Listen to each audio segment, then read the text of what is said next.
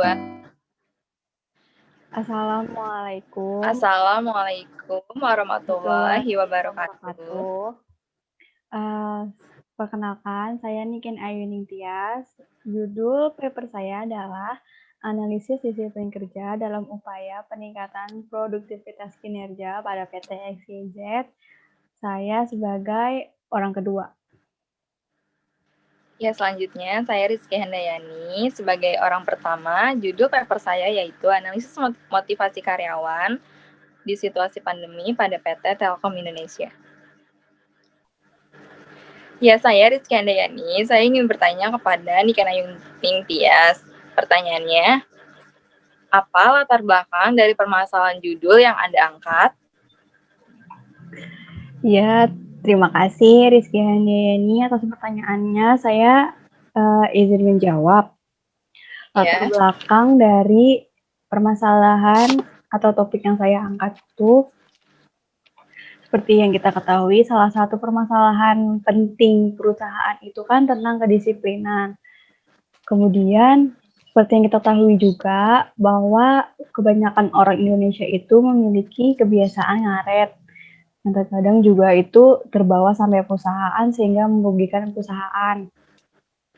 Perilaku indisiplin ini dapat mengurangi produktivitas kinerja serta menghambat proses pencapaian tujuan perusahaan. Pada hakikatnya, disiplin merupakan cerminan dari besarnya tanggung jawab seseorang terhadap tugas yang diamanahkannya. Setiap sumber daya manusia tentu memiliki tugas dan dituntut untuk menyelesaikan tugas atau pekerjaan dan tanggung jawabnya tersebut secara cepat namun tetap baik dan benar sehingga hal tersebut dapat menghasilkan kinerja produktivitas karyawan secara optimal sesuai dengan tujuan yang ingin dicapai. Nah, dalam hal ini, pelanggaran-pelanggaran aturan kerja itu kan dapat terjadi dimanapun dan perusahaan manapun. Seperti yang terjadi pada PT atau perusahaan yang saya pilih yaitu PT XYZ. PT XYZ ini kan merupakan perusahaan yang bergerak di bidang pengolahan kelapa sawit. Nah, permasalahannya yang ada adalah pegawainya sering datang terlambat dan hal ini tentu menghambat proses ataupun produktivitas perusahaan itu sendiri. Sering terjadinya keterlambatan para karyawan dalam jadwal masuk itu merupakan masalah utama sehingga karena permasalahan tersebut saya tertarik untuk mengangkat topik dengan judul analisis disiplin kerja dalam upaya peningkatan produktivitas kinerja pada PT XYZ. Sekian. Ya, baik. Saudara Niken Ayuning Tias, terima kasih atas jawabannya. Selanjutnya, saya ingin bertanya lagi. Apa tujuan dari penulisan karya ilmiah yang telah Anda buat? Baik, untuk tujuan penulisan dari karya ilmiah atau paper yang saya buat ini adalah untuk mengetahui bagaimana disiplin kerja itu dapat mempengaruhi produktivitas kinerja para karyawan atau pegawainya pada perusahaan itu sendiri. Ya, baik. Terima kasih nih Kak Tias. Selanjutnya, apa saja manfaat yang didapatkan dari penulisan karya ilmiah ini? Ya, selanjutnya saya ingin bertanya lagi. Apa saja manfaat yang didapatkan dari penulisan karya ilmiah ini? Baik, untuk manfaat dari penulisan karya ilmiah atau paper yang telah saya buat, manfaatnya ada 4. Yang pertama, menambah wawasan atau pengetahuan tentang disiplin kerja. Kedua, tentunya untuk mengetahui bagaimana disiplin kerja dapat mempengaruhi produktivitas kinerja pada suatu perusahaan. Ketiga, ada mengetahui bagaimana cara meningkatkan kedisiplinan dalam kerja. Lalu yang terakhir adalah mengetahui bagaimana solusi yang dapat diterapkan dalam menghadapi perilaku indisipliner. Ya, baik. Selanjutnya, saya ingin bertanya kepada Saudari Niken Ayuning Tias. Baik, terima kasih Nika Nayung Tias atas jawabannya. Selanjutnya saya ingin bertanya, mengapa Anda mengangkat topik disiplin kerja ini pada karya ilmiah Anda? Baik, alasan mengapa saya mengangkat topik disiplin kerja seperti yang sudah dijabarkan tadi dalam latar belakang masalah. Permasalahan orang Indonesia, tipikal orang Indonesia itu biasanya adalah ngaret-ngaret yang bisa merugikan perusahaan. Kemudian terkadang juga perusahaan merasa bingung atau kewalahan untuk menghadapi karyawan yang memiliki tindakan indisipliner. Oleh sebab itu, saya mengangkat topik disiplin kerja, analisis disiplin kerja ini sekaligus untuk memberikan solusi kepada perusahaan agar para perusahaan dapat menangani permasalahan yang sedang terjadi pada perusahaannya, terutama pada permasalahan disiplin kerja. Ya, baik, Nika Nayung Tias. Sudah cukup jelas. Selanjutnya, saya akan bertanya tentang karya ilmiah yang telah Anda buat di bab 3. Pertanyaannya, apa kesimpulan dari deskripsi kasus pada topik yang telah Anda angkat tersebut? Oke, baik. Untuk kesimpulan dari deskripsi kasus yang sudah saya buat, saya melakukan penelitian dan pengamatan pada PT XYZ. Kemudian menemukan adanya beberapa masalah dalam kaitannya dengan disiplin kerja, sehingga hal tersebut tentunya dapat memperlambat proses kemajuan perusahaan serta mengakibatkan produktivitas perusahaan menurun. Nah, dalam deskripsi kasus ini saya menemukan 3 masalah. Yang pertama, kurangnya aturan dengan sanksi tegas. Kedua, kurangnya kesadaran diri karyawan akan pentingnya disiplin kerja. Lalu yang terakhir adalah kurangnya kepuasan yang dirasakan oleh karyawan terhadap perusahaan.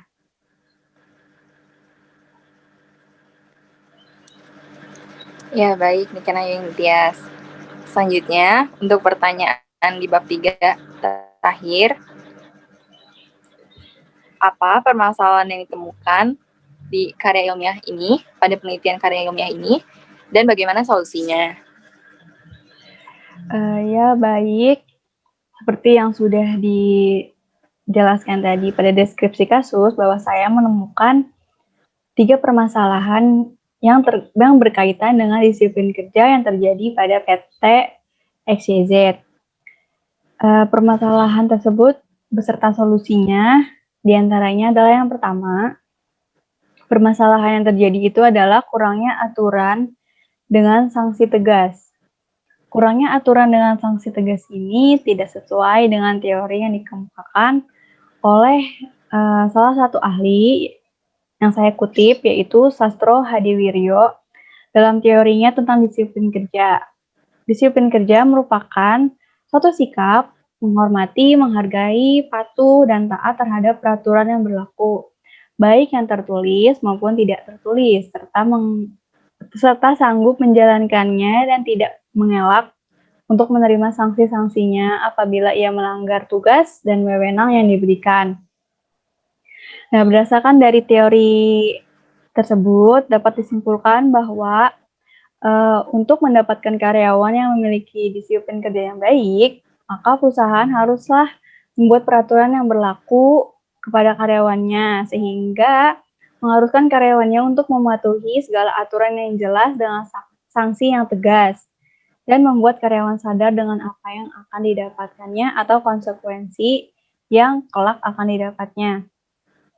Lalu kemudian untuk solusinya, sesuai dengan pernyataan yang diberikan oleh salah satu ahli, yaitu oleh Sutrisno, dalam menerapkan disiplin kerja, perusahaan harus membuat peraturan yang bersifat jelas, mudah dipahami, dan adil, yaitu berlaku bagi pimpinan yang tertinggi maupun karyawan yang terendah. Oleh sebab itu, perusahaan perlu menerapkan aturan yang jelas dan dapat diterapkan kepada seluruh karyawan perusahaan, agar dalam pelaksanaannya sanksi yang didapatkan berlaku adil. Lalu, selain itu, solusi selanjutnya juga sesuai dengan teori Bacal, terdapat 3 bentuk disiplin kerja. Yang pertama ada disiplin preventif, ada disiplin korektif, ada disiplin progresif. Dan masing-masing disiplin tersebut dapat diterapkan sesuai dengan kondisi perusahaan. Jadi dapat disimpulkan bahwa permasalahan yang terjadi di perusahaan dapat diselesaikan dengan menerapkan aturan yang jelas dengan sanksi tegas. Selain itu juga perusahaan dapat menggunakan salah satu dari beberapa bentuk disiplin kerja sesuai dengan teori ahli di atas.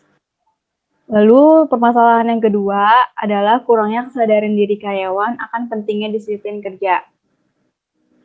Sesuai dengan teori yang dikemukakan oleh Singodimedjo, dalam Sutrisno yang mengemukakan bahwa faktor yang mempengaruhi disiplin kerja adalah besar kecilnya pemberian kompensasi, ada tidaknya keteladanan pimpinan, ada tidaknya aturan pasti yang dapat dijadikan pegangan, keberanian pimpinan dalam mengambil tindakan, ada tidaknya pengawasan pimpinan, ada tidaknya perhatian kepada para karyawan, diciptakan kebiasaan-kebiasaan yang mendukung tegaknya disiplin. Berdasarkan permasalahan yang terjadi, solusi yang dapat diterapkan adalah dengan memberikan kompensasi yang cukup, memberikan perhatian lebih kepada karyawan, dengan melakukan pengawasan secara rutin, sehingga karyawan melakukan pekerjaannya itu dengan baik, dan dia merasa dihargai dan diperhatikan oleh atasan. Lalu permasalahan yang terakhir adalah kurangnya kepuasan yang dirasakan karyawan terhadap perusahaan. Hal ini sesuai dengan teori yang dikemukakan oleh Singodimedjo. Disiplin kerja termasuk ke dalam dimensi pada kepuasan kerja, sehingga kepuasan kerja juga mempengaruhi disiplin kerja karyawan dalam perusahaannya. Artinya, jika kepuasan kerja karyawan tinggi, semakin tinggi pula disiplin pegawai tersebut. Sebaliknya, jika kepuasan kerja karyawan rendah, maka disiplin pegawai tersebut juga rendah.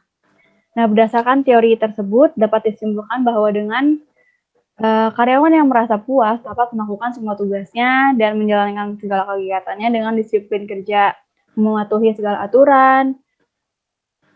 Dengan demikian, permasalahan disiplin kerja dapat terselesaikan dengan pemberian kompensasi yang cukup dan sesuai dengan yang telah ditetapkan dan memberikan segala hak karyawan. Ian. Ya, baik.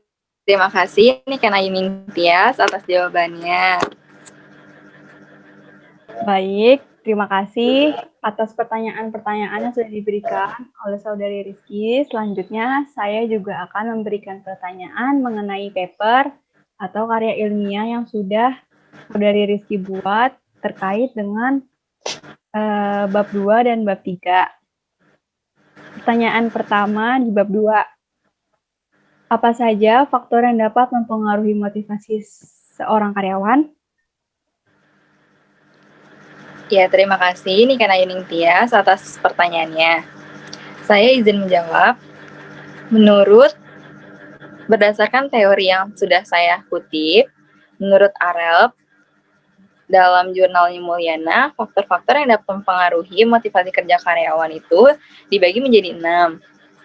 Faktor yang pertama yaitu faktor kebutuhan manusia. Faktor kebutuhan manusia dibagi lagi menjadi 3. Ada faktor ekonomi, ataupun faktor kebutuhan dasar, faktor keamanan, ataupun rasa aman terhadap kebutuhan psikologis, dan juga kebutuhan sosial. Kemudian yang kedua, menurut Handoko ada faktor kompensasi, di mana kompensasi merupakan sesuatu yang diterima oleh para karyawan sebagai balas jasa atas pekerjaannya. Apabila kompensasi diberikan secara benar, maka karyawan akan merasa puas dan juga termotivasi untuk mencapai tujuan sasaran organisasi tersebut. Dan juga sebaliknya. Nah, yang ketiga, ada faktor komunikasi. Faktor komunikasi menurut Arep dikatakan lancar apabila komunikasi tersebut terbuka dan informasinya mengalir secara bebas dari bawah ke atas atau sebaliknya. Dalam suatu organisasi, komunikasi itu harus dijalin secara baik antar sesama atasan, bawahan, maupun atasan dengan bawahan. Karena komunikasi yang lancar, maka arus komunikasi pun akan berjalan dengan sendirinya, sehingga tidak akan terjadi kesalahan dalam komunikasi ataupun miskomunikasi. Dengan komunikasi yang lancar pula, maka organisasi tersebut dapat dengan mudah mencapai tujuannya. Kemudian selanjutnya yang keempat yaitu ada faktor kepemimpinan. Faktor selanjutnya ini dari segi kepemimpinan menurut Arab yaitu dari segi kemampuan seseorang untuk bisa menguasai atau mempengaruhi orang lain yang berbeda-beda menuju pencapaian tertentu. Untuk dapat menguasai atau mempengaruhi dan juga memotivasi orang lain, maka penerapan MSDM digunakan dengan berbagai cara ataupun gaya dalam kepemimpinan. Di antaranya ada gaya demokratis, ada diktatorial ataupun autocratic leadership, ada gaya kepemimpinan paternalistik, dan juga freelance leadership. Kemudian yang selanjutnya ada faktor pelatihan. Faktor pelatihan merupakan sarana untuk meningkatkan kemampuan dan juga kreativitas karyawan dalam suatu organisasi. Untuk lebih meningkatkan kualitas sumber daya manusia, setiap organisasi perlu melakukan pelatihan berupa pendidikan kepada setiap karyawannya, baik yang diselenggarakan di dalam maupun di luar perusahaan tersebut. Menurut Arab, pelatihan merupakan usaha untuk mengembangkan sumber daya manusia, terutama dalam hal pengetahuan, keahlian, kemampuan, dan juga sikap karyawan. Adapun manfaat dari pelatihan bagi karyawan diantaranya yaitu dapat meningkatkan motivasi kerja, dapat meningkatkan pengetahuan, kemampuan, dan juga keterampilan karyawan dalam melaksanakan tugas sehari-hari. Yang ketiga, dapat meningkatkan rasa percaya diri dan juga menghilangkan rasa rendah diri pada setiap karyawan. Yang keempat, memperlancar pelaksanaan dalam bekerja. Selanjutnya, menumbuhkan sikap positif terhadap organisasi yang dinaunginya. Kemudian yang keenam, mempertinggi rasa peduli terhadap sesama dan juga organisasi tersebut. Yang ketujuh, dapat meningkatkan rasa saling menghargai antar sesama karyawan. Yang kedelapan, memberikan dorongan kepada karyawan untuk bisa menghasilkan yang terbaik. Dan juga yang terakhir, dapat memberikan dorongan kepada karyawan untuk memberikan pelayanan yang terbaik.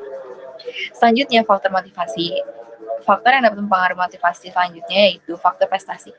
Penilaian prestasi kinerja karyawan bagi organisasi merupakan sarana untuk mengembangkan sumber daya manusia.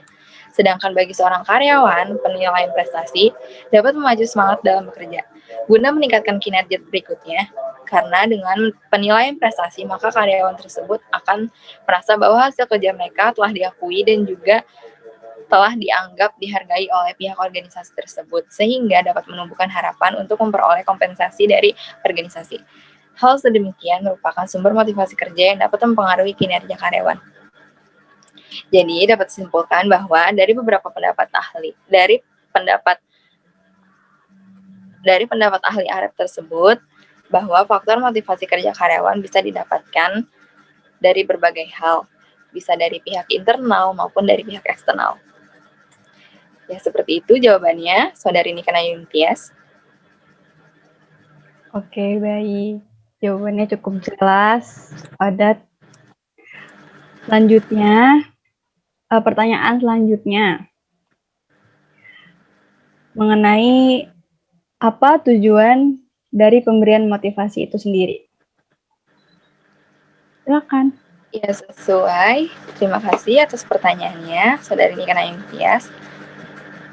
Sesuai dengan teori yang telah saya kutip, menurut Hasibuan, tujuan motivasi yang pertama yaitu dapat mendorong gairah dan juga semangat kerja karyawan, dapat meningkatkan moral dan juga kepuasan kerja karyawan, dapat meningkatkan produktivitas kerja karyawan, selanjutnya mempertahankan loyalitas dan juga kestabilan kerja perusahaan, dan juga dapat meningkatkan kedisiplinan dan menurunkan tingkat absensi karyawan, kemudian bisa mengefektifkan pengadaan karyawan, kemudian juga menciptakan suasana dan juga hubungan kerja yang baik antar sesama rekan, dapat meningkatkan kreativitas dan partisipasi karyawan, dapat meningkatkan tingkat kesejahteraan karyawan, kemudian mempertinggi rasa tanggung jawab karyawan terhadap tugas-tugasnya, dan juga dapat meningkatkan kinerja dan juga efisiensi penggunaan alat-alat dan juga bahan baku. Jadi dapat disimpulkan bahwa tujuan motivasi ini sangat berguna bagi karyawan dan juga bagi perusahaan, sehingga perusahaan tersebut akan mencapai tujuannya dengan cepat. Dan juga jika karyawan dalam perusahaan tersebut tidak memiliki motivasi yang jelas, maka perusahaan akan sulit untuk mencapai tujuannya. Ya, begitu Saudari Niken Ayu Ningtyas untuk jawabannya. Oke, baik. Pertanyaan selanjutnya mengenai apa saja jenis-jenis dari motivasi. Ya, jenis-jenis motivasi terbagi menjadi dua. Menurut ahli Hasibuan yang telah saya kutip dalam jurnal Kurnia Sari, jenis-jenis motivasi dibagi menjadi dua. Yang pertama yaitu motivasi positif ataupun insentif positif. Di sini manajer memotivasi bawahan dengan memberikan hadiah kepada mereka yang berprestasi baik. Dengan motivasi positif ini, maka diharapkan semangat kerja bawahannya akan segera meningkat. Karena pada dasarnya manusia itu akan senang apabila menerima hal yang baik-baik saja. Kemudian yang kedua yaitu motivasi negatif ataupun insentif negatif. Manajer memotivasi bawahannya dengan memberikan hukuman kepada mereka yang pekerjaannya kurang baik ataupun memiliki prestasi yang rendah. Dengan memotivasi negatif ini, diharapkan semangat kerja bawahan dalam jangka pendek akan meningkat karena mereka takut dihukum, sehingga untuk jangka waktu yang lebih panjang tidak akan mengulangi kesalahannya tersebut, sehingga dapat diperbaiki dan juga sesuai dengan aturan yang berlaku. Seperti itu jawabannya, Saudari Niken Ayu-Ningtyas. Oke, baik. Untuk pertanyaan terakhir pada bab 2, bagaimana teori-teori yang menjelaskan tentang motivasi? Ya, teori yang menjelaskan tentang motivasi, salah satu diantaranya yang saya angkat dalam karya ilmiah saya ini, saya mengangkat tentang teori motivasi menurut Maslow. Teori motivasi menurut Maslow yaitu bahwa setiap manusia itu terdiri dari 5 kebutuhan. Di antaranya yaitu kebutuhan fisiologis, kebutuhan rasa aman, kebutuhan akan sosial, penghargaan diri, dan juga aktualisasi diri. Kebutuhan fisiologis di sini maksudnya yaitu kebutuhan akan makan, minum, perlindungan fisik, seksual, dan juga sebagai kebutuhan terendah. Kemudian yang kedua ada kebutuhan akan rasa aman. Di sini maksudnya yaitu kebutuhan perlindungan dari rasa ancaman, dari segala rasa ancaman, bahaya, pertentangan, dan juga lingkungan hidup. Yang ketiga yaitu kepemilikan sosial. Kebutuhan rasa memiliki, kebutuhan untuk diterima dalam kelompok ataupun lingkungan sekitarnya, kebutuhan untuk berafiliasi, berinteraksi, dan juga kebutuhan untuk mencintai dan juga dicintai oleh orang-orang di sekitarnya. Kemudian yang keempat yaitu kebutuhan akan penghargaan diri. Kebutuhan akan dihargai dan juga akan pengakuan dan juga dihormati oleh orang lain. Dan yang terakhir yaitu menurut teori Maslow, kebutuhan aktualisasi diri. Kebutuhan ini maksudnya yaitu kebutuhan untuk menggunakan kemampuan, skill, potensi, dan juga kebutuhan untuk dapat berperan untuk bisa menemukan ide-ide dan juga bisa memberikan penilaian dan juga kritik terhadap sesuatu. Ya, begitu jawabannya. Mungkin Ayu-Ningtyas. Oke. Jawabannya cukup jelas. Selanjutnya, kita lanjut untuk pertanyaan di bab 3. Pertanyaan pertama adalah, apa kesimpulan dari deskripsi kasus pada topik yang Saudari ambil? Kesimpulan dari deskripsi kasus yang telah saya teliti yaitu saya mendapatkan bahwa motivasi kerja karyawan pada PT Telkom Indonesia mengalami penurunan akibat beberapa permasalahan. Adapun permasalahan tersebut yaitu yang pertama karena lingkungan kerja yang tidak nyaman, Yang kedua yaitu ditemukan bahwa kurangnya perlindungan dan juga jaminan kerja pada PT Telkom Indonesia. Dan yang ketiga yang saya temukan yaitu bahwa kurangnya kebutuhan akan pengakuan dari orang-orang di sekitarnya. Seperti itu atas jawabannya. Oke, baik. Pertanyaan selanjutnya atau pertanyaan terakhir dari bab 3 adalah apa saja permasalahan yang ditemukan dan tolong jelaskan bagaimana penyelesaian masalah tersebut atau solusinya. Ya, terima kasih atas pertanyaannya. Adapun permasalahan yang ditemui pada PT Telkom Indonesia seperti yang sudah saya jelaskan di atas tadi. Salah ngomong. Lagi ya, dari ulang ya. Di atas tadi. Ini gue teks banget. Ya. 1, 2, 3. Ya. Terima kasih Saudari Niken Ayuning Tias atas pertanyaannya. Permasalahan yang ditemui pada PT Telkom Indonesia yaitu seperti yang sudah saya jelaskan sebelumnya.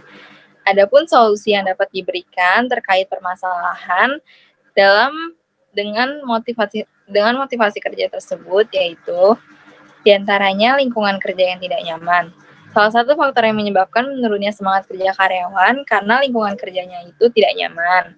Lingkungan kerja yang tidak nyaman misalnya seperti hubungan dengan rekan kerjanya yang kurang akrab, terus hubungan antara atasan dengan bawahan yang tidak akrab juga, yang akan membuat kita merasa tidak nyaman berada pada posisi tersebut. Sehingga karyawan pun akan merasa mereka tidak memiliki siapapun dan juga tidak dapat dibantu oleh siapapun karena mereka merasa bekerja sendiri tanpa adanya rekan yang saling membantu untuk meringankan tugas. Jika hal ini terus terjadi, maka akan berpengaruh terhadap kinerja karyawan yang terjadi, sehingga motivasi kerja dapat menurun. Lingkungan kerja yang tidak nyaman dikarenakan hubungan kerja yang tidak erat bertentangan dengan pendapatnya dari David McCallum yang dikutip oleh Rifai dan Sagala. Menurutnya, motivasi kerja itu difokuskan kepada 3 hal. Yang pertama yaitu kebutuhan dalam mencapai kesuksesan, kemampuan untuk mencapai hubungan kepada standar perusahaan yang telah ditentukan, juga untuk perjuangan karyawan untuk bisa menguji keberhasilannya. Beberapa orang memang memiliki keinginan untuk mencapai kesuksesan. Mereka berjuang untuk memenuhi ambisi secara pribadi daripada mencapai kesuksesan dalam bentuk penghargaan perusahaan ataupun organisasi. Sehingga mereka melakukannya untuk bisa menjadi yang lebih baik lagi dari waktu ke waktu. Yang kedua yaitu kebutuhan dalam kekuasaan ataupun otoritas pekerjaan. Kebutuhan untuk membuat orang ataupun berperilaku dalam keadaan yang wajar dan juga bijaksana di dalam tugasnya masing-masing. Beberapa orang mungkin selalu ingin untuk dihormati dan juga dihargai oleh orang-orang pada umumnya. Manusia semacam ini justru senang dengan tugas yang dibebankan kepadanya atau statusnya dan juga cenderung untuk lebih peduli dengan kebanggaan, prestise, dan memperoleh pengaruh terhadap manusia lainnya. Selanjutnya yang ketiga yaitu kebutuhan untuk berafiliasi. Hasrat untuk bersahabat dan juga mengenal lebih dekat rekan kerja ataupun para karyawan di dalam suatu perusahaan tersebut. Dan juga orang yang memiliki kebutuhan seperti ini tentu mereka memiliki motivasi untuk persahabatan dan juga menanggung pekerjaan secara bersama-sama sehingga tujuan perusahaan akan segera tercapai karena dikerjakan secara bersama-sama. Dari pendapat David McCallum di atas, pada poin ketiga dapat kita simpulkan dengan kebutuhan untuk berafiliasi. Maksudnya yaitu manusia umumnya memang memiliki keinginan untuk bisa menjalin keakraban dan juga bisa menjalin hubungan persahabatan antar satu sama lain. Begitu juga dengan karyawan pada suatu organisasi ataupun perusahaan. Mereka berharap bisa menjalin persahabatan dan juga dapat menanggung beban pekerjaan secara bersama-sama. Sehingga tentunya mereka dapat menjalin suatu komunikasi yang baik antar sesama rekan kerja dan juga atasan. Dapat disimpulkan bahwa solusi untuk menyelesaikan masalah pada lingkungan kerja yang tidak nyaman ini, yaitu dengan menjalin hubungan yang erat dan juga komunikasi yang lancar antar sesama rekan kerja. Hal ini sesuai dengan pernyataan dari Arab dalam jurnal New Mulyana yang mengutip bahwa faktor-faktor yang dapat mempengaruhi motivasi kerja karyawan dibagi menjadi 6.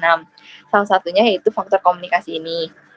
Komunikasi dapat dikatakan lancar apabila komunikasi tersebut terbuka dan juga mengalir secara bebas dari bawah ke atas maupun sebaliknya. Dalam suatu perusahaan, komunikasi harus dijalin secara baik antar sesama atasan, sesama bawahan, maupun antar atasan dan juga bawahan. Karena komunikasi yang lancar, maka harus komunikasi dapat berjalan dengan lancar pula, serta tidak akan terjadi kesalahan komunikasi ataupun miskomunikasi yang dapat mengakibatkan kesimpang siuran dalam melaksanakan pekerjaan di dalamnya. Kemudian dengan komunikasi yang lancar pula, organisasi tersebut dapat dengan mudah mencapai tujuan perusahaan. Jadi, dapat disimpulkan bahwa untuk menghilangkan rasa jenuh dan juga bosan pada lingkungan kerja yang tidak nyaman tersebut, dapat diatasi dengan komunikasi yang dijalin dengan baik antar sesama rekan kerja maupun dengan atasan. Ya, seperti itu jawabannya untuk solusi yang pertama. Untuk permasalahan yang kedua, yaitu kurangnya perlindungan dan juga jaminan kerja. Perlindungan dan juga jaminan kerja merupakan kebutuhan yang ingin didapatkan oleh setiap karyawan. Perlindungan kerja merupakan hak yang harus didapatkan oleh setiap karyawan. Begitu pula dengan jaminan setiap karyawan yang bekerja. Pasti mereka ingin memiliki jaminan dan juga tunjangan hidup yang lebih baik di masa kini dan juga di hari tua nantinya. Tunjangan yang dimaksud itu seperti tunjangan kesehatan, tunjangan asuransi, tunjangan hari tua yang terjamin. Hal ini bertentangan dengan kurangnya perlindungan jaminan kerja ini bertentangan dengan teorinya Maslow yang menggolongkan kebutuhan-kebutuhan manusia. Salah satu di antaranya yaitu kebutuhan akan rasa aman adalah kebutuhan akan rasa perlindungan, jaminan, dan juga salah satu di antaranya yaitu terjaminnya asuransi, kesehatan, dan juga di hari tua nantinya. Jadi, dari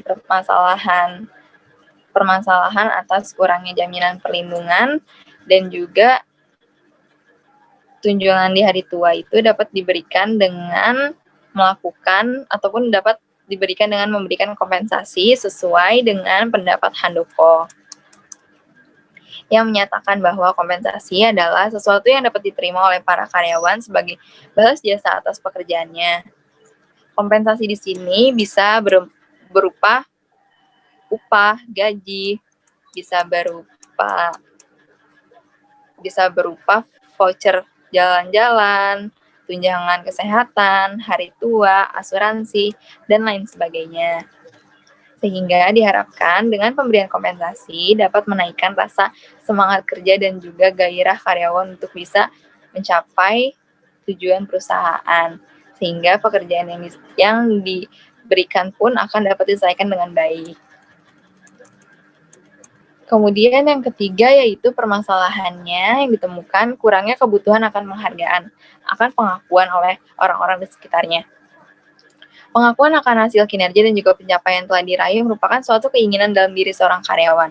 Pengakuan tidak dapat tergantikan oleh uang dan bahkan diberikan pengakuan akan bisa menghilangkan rasa lelah atas setiap pekerjaan yang telah kita capai.